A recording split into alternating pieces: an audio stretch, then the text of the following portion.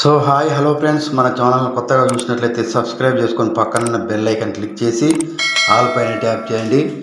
తెలంగాణలో వచ్చే నెల నుంచే గృహజ్యోతి 500కే గ్యాస్ సిలిండర్.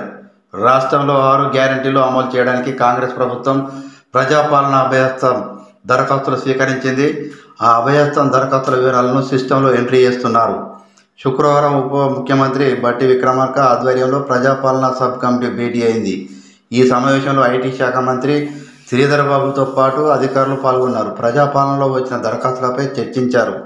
ఈ దరఖాస్తులకు సంబంధించి డేటా ఎంట్రీ ఎక్కడి వరకు వచ్చింది, ఎప్పుడు పూర్తవుతుందని అధికారులు బట్టి ప్రశ్నించారు. డేటా ఎంట్రీ దాదాపు పూర్తయిందని అధికారులు తెలిపారు. శుక్రవారం రాత్రికి ఏకంగా 1 కోటి దరఖాస్తుల డేటా ఎంట్రీ పూర్తి చేస్తున్నట్లు వివరించారు. మిగిలిన 5 లక్షలు 6 లక్షలు అప్లికేషన్లు సమాచారాన్ని శనివారం ఆదివారం లోపే పూర్తి చేస్తామని చెప్పారు. గ్యారెంటీల వారీగా ఎన్ని దరఖాస్తుల అభ్యర్థులు వచ్చాయో చర్చించారు. ముఖ్యంగా రేషన్ కార్డు, ఇళ్ల కోసం భారీగా దరఖాస్తులు వచ్చినట్లు తెలుస్తుంది.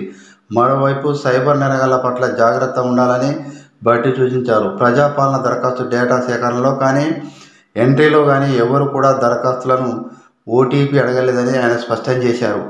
ఓటీపీ అనే అంశం దరఖాస్తులోనే లేదని, ఎవరైనా సైబర్ నేరస్తులు ఫోన్ చేసి దరఖాస్తుదారులకు ఓటీపీ అని అడిగితే ఇవ్వద్దని, వారిపై పోలీసులకు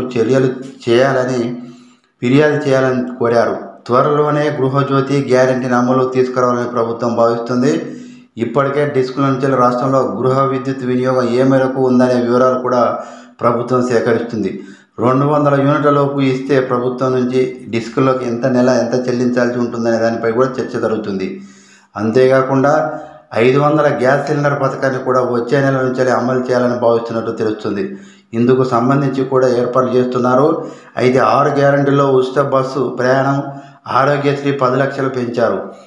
అయితే మిగతా గ్యారెంటీలపైన అర్హతలు నిర్ణయించాలని డిమాండ్లు ఉన్నాయి.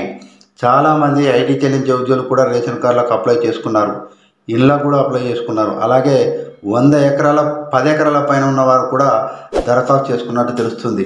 సో ఇలాంటి లేటెస్ట్ న్యూస్ మీకు రావాలంటే సబ్స్క్రైబ్ చేసుకొని పక్కన బెల్ ఐకాన్ క్లిక్ చేసి ఆల్ పైన ట్యాప్ చేయండి.